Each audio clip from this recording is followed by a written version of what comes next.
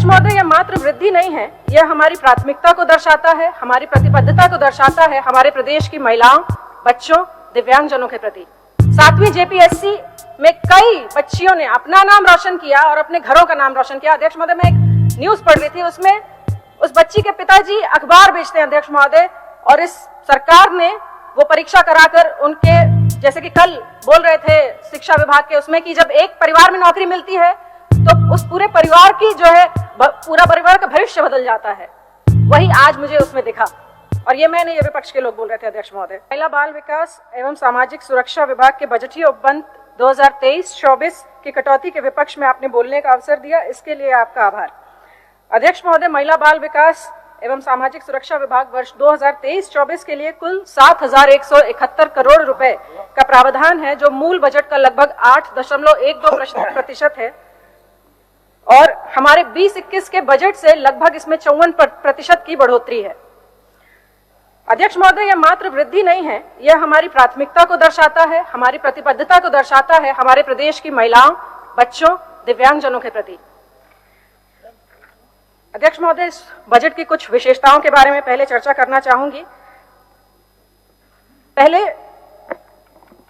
महिला बाल विकास की आंगनबाड़ी की जो सेवाएं हैं, जो इसकी नींव हैं, उनके सुदृढ़ीकरण को लेकर सेविका सहायिका की नियमावली का गठन हुआ, साथ ही उनके मानदेय में वृद्धि हुई, और जो फाइनेंशियल पावर थी उसका विकेंद्रीकरण करके उनके हाथ में शक्ति दी गई खर्च करने की, ताकि वो इसको बेहतर बना सके। साथ में बच्चों को गर्म कपड़े दिए गए, पहली बार। ये अपने आप में एक इतिहास है कि 23 साल के इतिहास में आज तक बच्चों को गर्म कपड़े नहीं दिए गए।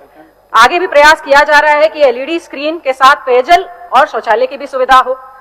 साथ ही अध्यक्ष महोदय, अब सावित्रीबाई फुले योजना, विपक्ष के लोग क्या कहेंगे, उनको तो इस नाम से भी समस्या हो रही थी। कहती मुख्यमंत्री क्यों आपने क्यों नहीं रखा, सावित्रीबाई फुले क्यों रखा आपने। यह दूरदर्शिता है इस योजना की कि किशोरियों के लिए आज शिक्षा में उनकी सहायता करेगा, और कल को आने वाले समय में ड्रॉप आउट रेट कम करेगा, और आने वाले समय में, जैसे हमारे माननीय सदस्य समीर मोहंती जी ने बताया, कि भ्रूण हत्या भी कम होगी। अध्यक्ष महोदय, सर्वजन पेंशन योजना, जिसे पहले सिर्फ पेंशन योजना कहा जाता था, आज सबके जुबान पे है सर्वजन पेंशन योजना, जिसे हम सार्वभौमिक पेंशन योजना भी आज कह रहे हैं। आज सर्वजन पेंशन योजना से 21 लाख लोग लाभुक हैं, और ये हमने रिकॉर्ड बनाया है अध्यक्ष महोदय। और सामाजिक सुरक्षा को हमने परिभाषित किया है, और प्रदेश इससे सीख रहे हैं। अध्यक्ष महोदय, व्यय औसत की बात करती हूं मैं, जो खर्चा किया जाता है। हमारा व्यय औसत पिछले 3 वर्षों में 82.94 का है, 94% है, जो पूर्ववर्ती सरकार के 5 साल से अधिक है।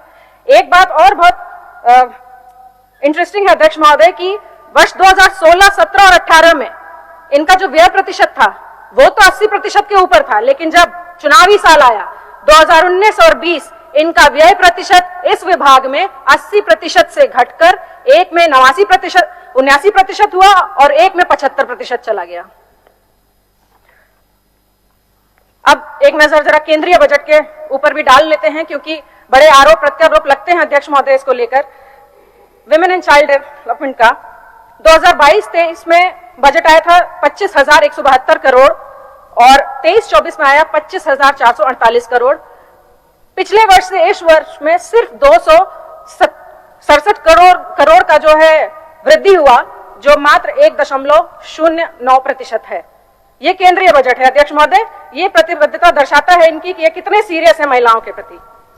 महिला सुरक्षा और अपराधों पर बड़ी बड़ी बात करने वालों ने, इनका केंद्रीय एक प्लान है, एक्शन प्लान है, जिसे कहते हैं मिशन शक्ति, mission for protection and empowerment का बजटीय उपबंध 3,182 करोड़ से आप लोगों ने 3,143 करोड़ कर दिया। क्या महिलाएं सारी सुरक्षित हैं? निर्भया फंड, इसकी बात होती है अध्यक्ष महोदय। कोई उस दुर्दांत घटना को याद नहीं करना चाहता 16 दिसंबर 2012 की। उसमें एक कॉर्पस फंड बना था, तब यूपीए की सरकार ने बनाया था 1,000 करोड़ का। वो कॉर्पस फंड बढ़ते बढ़ते आज 9,549 करोड़ रुपए का हो गया है। इतनी धीमी गति से काम हो रहा है अध्यक्ष महोदय पिछले 8 सालों में, कि उसको सिर्फ 4,241 करोड़ रुपए रिलीज किया गया है, और यूटिलाइजेशन 2,979 करोड़ का हुआ है। और एक बड़ी इंटरेस्टिंग रिपोर्ट भी आई अध्यक्ष महोदय, कि उस फंड का पैसा जो है महाराष्ट्र में जो एमपी एमएलए हैं आज की सरकार में, उनकी Y+ सिक्योरिटी में इस्तेमाल किया जा रहा है। पोषण सखी में क्या ये बात झुठला सकते हैं कि केंद्र सरकार ने अपना केंद्रांश दिया है? नहीं दिया है। और माननीय मंत्री स्मृति ईरानी जी की चिट्ठी है इस बात को प्रूव करने के लिए। अध्यक्ष महोदय, अभी माननीय सदस्यों ने कहा, वैसे महिला बाल विकास में आप देख ही सकते हैं कि कितने सजग हैं कि एक भी महिला ने आज नहीं बोला। और बात कर रहे थे एडवर्टाइजिंग की। एडवर्टाइजिंग कह रहे हैं 13 करोड़ रुपए खर्चा कर दिया, 1.25 लाख रोज का खर्चा है। अध्यक्ष महोदय, 2019 से आज तक मोदी जी ने 900 करोड़ रुपए खर्चे किए हैं। आदरणीय प्रधानमंत्री जी के अध्यक्ष महोदय, माननीय सदस्य नीरा यादव जी ने एक शिकायत की थी कि शिक्षक सारे सिर्फ टैबलेट में और ये सब करने में ही फंसे रहते हैं। अध्यक्ष महोदय, डिजिटल इंडिया तो एनडीए सरकार का है, उसमें हमारी गलती नहीं है, उसको हमारे ऊपर क्यों थोपा गया? उसके बाद अध्यक्ष महोदय, मेरे पास भी जो है एनसीआरबी और एससीआरबी का क्राइम का डेटा है, लेकिन मुझे लगता है कि आज इसको लहराकर और बातें करने से अच्छा है मैं ग्लास जो आधा भरा हुआ है आज उसको देखूंगी।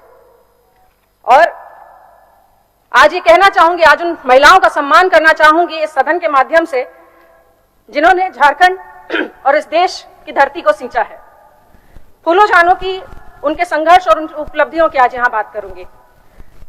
फूलो झानो की धरती है अध्यक्ष महोदय, ये आज अगर ऊपरबेड़ा रायरंगपुर की एक महिला संघर्ष नहीं करती तो आज माननीय महामहिम राष्ट्रपति नहीं होती। अध्यक्ष महोदय, सरायकेला की पद्मश्री छुटनी महतो अगर कुरीति के खिलाफ नहीं लड़ती तो आज वो राष्ट्रीय सम्मान नहीं पाती। अध्यक्ष महोदय, उन्हें पद्मश्री मिला और ये हमारे लिए गौरव की बात है।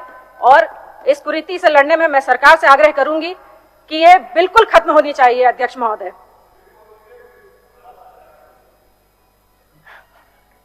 भारत सरकार सबकी है। अध्यक्ष महोदय, जो बच्चियां आज झारखंड का नाम रोशन कर रही हैं तीरंदाजी, विभिन्न खेलों में तीरंदाजी हो, फुटबॉल हो, हॉकी हो, क्रिकेट हो, उनमें दीपिका कुमारी, अंकिता, कोमलिका बारी, निकी प्रधान, सलीमा टेटे, रोपनी कुमारी, अलबेला रानी टोप्पो, संगीता कुमारी, ब्यूटी डुंगडुंग, लवली चौबे, रूपा रानी तिर्की, इन सब की आज मैं बात करना चाहूंगी। अध्यक्ष महोदय, इस सरकार ने जेपीएससी की परीक्षाएं करवाई। 7वीं जेपीएससी में कई बच्चियों ने अपना नाम रोशन किया और अपने घरों का नाम रोशन किया। अध्यक्ष महोदय, मैं एक न्यूज पढ़ रही थी, उसमें उस बच्ची के पिताजी अखबार बेचते हैं। अध्यक्ष महोदय, और इस सरकार ने वो परीक्षा कराकर उनके, जैसे कि कल बोल रहे थे शिक्षा विभाग के उसमें कि जब एक परिवार में नौकरी मिलती है तो उस पूरे परिवार की जो है पूरा परिवार का भविष्य बदल जाता है। वही आज मुझे उसमें दिखा और ये मैं नहीं, ये विपक्ष के लोग बोल रहे थे। अध्यक्ष महोदय, माननीय सदस्य, आपके पीछे और 2 मेंबर का नाम 2 मिनट। और अध्यक्ष महोदय, झारखंड विधानसभा के इतिहास में भी पहली बार जो है 10%, अगर एग्जैक्टली कहेंगे अध्यक्ष महोदय तो 12.34% जो है यहाँ पर महिलाएं उपस्थित हैं। ये भी यहाँ पहली बार हुआ है। और अध्यक्ष महोदय, अगर किसी को याद होगा तो पिछले वर्ष मैंने कहा था कि sir we do not want equality, we want opportunities. Sir, हमें समानता नहीं चाहिए अध्यक्ष महोदय, हम समान अवसर की बात करते हैं। और आज जिन महिलाओं का या यहाँ जो भी लोग हैं वो समान अवसर की वजह से या संघर्ष की वजह से यहाँ पर हैं, लेकिन हम अपने बच्चियों को समान अवसर देकर उनके भविष्य को जरूर बना सकते हैं। मेरा एक आग्रह इस सदन के माध्यम से यहाँ उपस्थित सभी लोगों से, पत्रकार दीर्घा में रहेगा, पिछले साल भी किया था लेकिन लगता है हर साल करना पड़ेगा कि चूड़ी पहन लो, विधवा विलाप जैसे शब्दों का इस्तेमाल ना करें।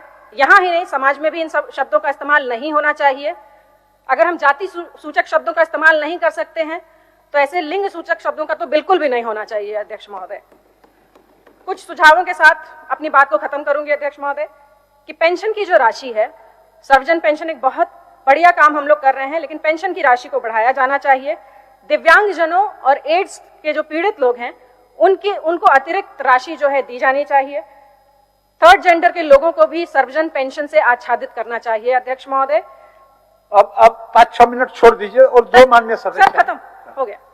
दिव्यांग खिलाड़ियों की जो नियुक्ति है उसको पूरा कर लेना चाहिए। और sir, centre of women studies की स्थापना झारखंड में होनी चाहिए। और खेलों को लेकर यहाँ पर काफी स्कोप है सर। तो जैसे 1 डिस्ट्रिक्ट 1 प्रोडक्ट है, वैसे ही झारखंड में 1 डिस्ट्रिक्ट 1 स्पोर्ट का हम एक कार्यक्रम शुरू कर सकते हैं। समय देने के लिए बहुत बहुत धन्यवाद अध्यक्ष महोदय। माननीय सदस्य डॉक्टर लंबोदर महतो जी।